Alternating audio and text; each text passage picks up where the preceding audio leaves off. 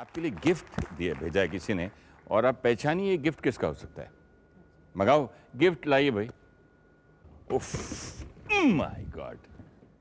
Raghav, who's Raghav? My nephew. Raghav लड़का? हाँ। नहीं ये तो गलत बात है, वो नाराज हो जाएंगी। जाएंगी? ये किससे कौन भेज सकता है? ये आप कुछ खेलते थे बचपन में? वो बास्केटबॉल खेलती थी। हैं? बास्केटबॉल खेलती थी। भाई कोई यहाँ है बास्केटबॉल वाली? नाराज होके जरा आवाज दीजिए। आप पहचान नहीं पा रही, आपको ये नहीं पहचान पाई। अरे मुझे नहीं पहचाना, लानत है। हम नहीं आवेंगे तो और कौन आवेगा? राधू निकल बाहर।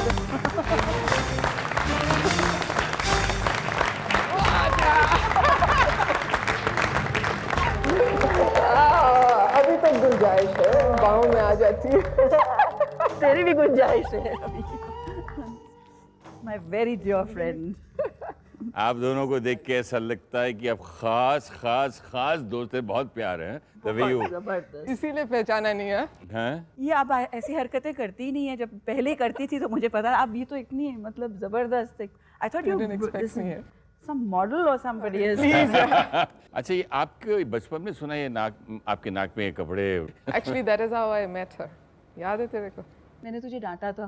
चुगली लगाई थी, डांटा नहीं था, छोड़, चुगली। डांटा था मैंने। नहीं सीनियर को बताया था जाके। मेरी चुगली की थी इसने। नहीं ये मेरे हाँ। मैं हाउस ये कैप्टन बोले या थी। मैं बोलूं, हाउस एक बोले कैप्टन जिस यार। दिन आपकी टीचर नहीं थी, कहीं जाना था, आप वहाँ उनकी क्लास में गए। Correct. और ये क्या कर रही थी? आप थे। रुमाल को पतला करके बाजू वाली लड़की के नाक ताकि वो नाक में डाल रही थी ताकि वो छींके, और ये चिढ़ रही थी वहाँ।